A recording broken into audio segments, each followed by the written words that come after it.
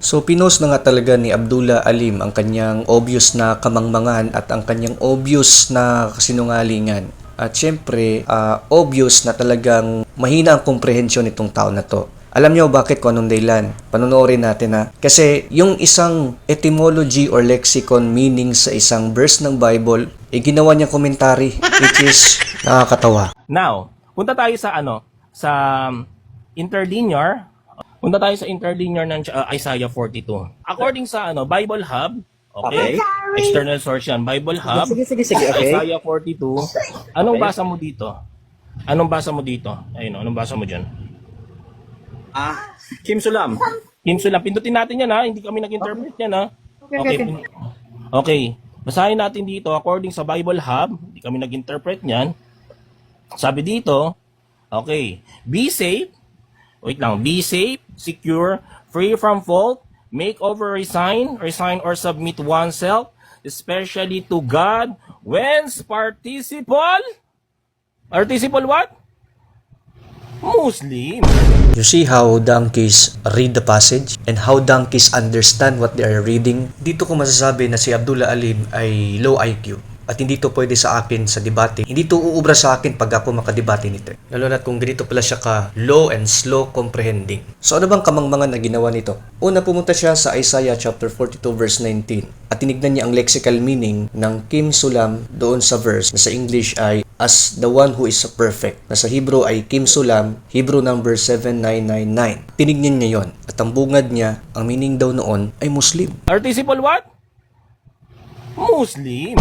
So yun ang kanyang nabasa doon sa isang lexicon mula kay Brown Driver Briggs. Nakakala niya Muslim ang tinutukoy sa mismong talata. Without knowing na siya ay logical fallacious na pala. Kasi ang binabasa niya ay hindi naman commentary kundi lexicon, meaning ng word na ginamit, hindi yung meaning ng verse.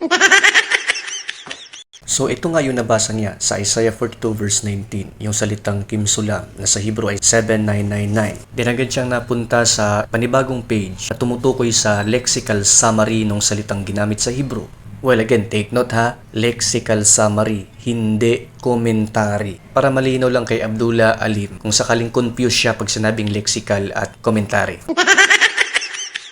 Pagkayari niya pumunta doon sa lexical summary ay agad niyang hinanap ang lexicon ni Brown Driver Briggs kung saan may nabasa siya dito na Muslim. At nung nabasa niya itong Muslim, tuwang-tuwa na siya. Nakakala niya, napatunayan niya na may Muslim doon sa Isaiah chapter 42 verse 19. Tuwang-tuwa naman siya sa sarili niya. Ang babaw ni Dodong, di ba? Para ma-educate natin ang kanilang fake na depender na to na si Abdullah Alim. Take note na si Brown Driver Briggs ay hindi comentarist, kundi siya ay lexiconographer. Ibig sabihin, hindi siya gumagawa ng mga comments ng isang verse, kundi nagbibigay siya ng mga meaning ng bawat Hebrew word sa Old Testament. Kaya wag mong sabihin na komentary yung nabasa mo. Basahin natin dito according sa Bible Hub, hindi kami nag-interpret niyan. Again, hindi nga yan interpretation ng verse, kundi definition ng words. Nangingialam ka na nga lang ng lexicon, hindi mo pa ina-analyze kung lexicon ng nabasa mo o komentary. Ano ka ba naman dong?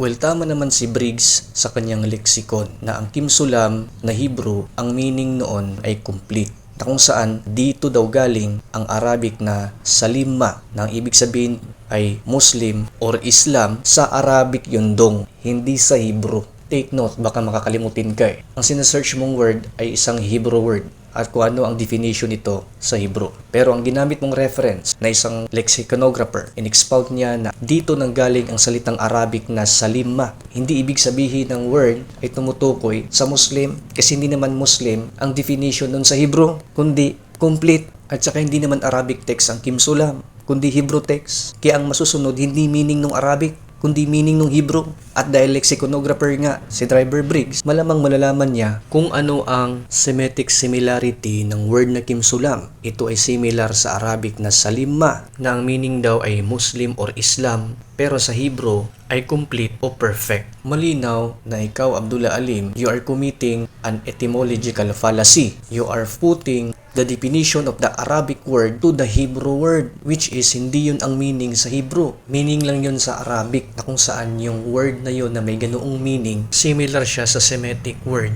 nung Hebrew na Kim Sulam. Hindi mismo yung Kim Sulam na word. Pambihira ka dong. Dahil mahilig ka sa mga erroneous at false logic na kung saan ang isang lexicon ay ginagawa mo interpretation o commentary ng verse. Ganito ang bagay sa argumento mo. Kung ganun ang argumento mo, lalabas na ang Islam ay submission to Muhammad, papailalim kayo sa isang Arabo na illiterate. Sapagkat ang meaning dito sa Gesenius Lexicon na ang equivalent ng salitang Kimsulam sa Arabic ay salimma, nang ibig sabihin ay submission to Muhammad. Sa makatuwid kayo, mga pagano kayo, nagsasubmit pala kayo kay Muhammad. O doon pa lang sa argumento mo, mawawasak ang reliyon mo pag gano'n ang argumento mo. Kaya ang paliwanag ni Pulpit sa kanyang komentary, ang tinutukoy doon na servant, ay walang iba kundi ang kanyang bansang Israel, sapagkat nanggaling sa Israel ang magiging Misaya na siyang perpekto, walang iba kundi si Kristo. At pinaliwanag ni Pulpit sa kanyang komentary sa baba na ang Kimsulam ay isang salita konektado daw sa Arabic, na ang meaning noon sa Arabic ay Muslim. Pero again, konektado dito ang etymological word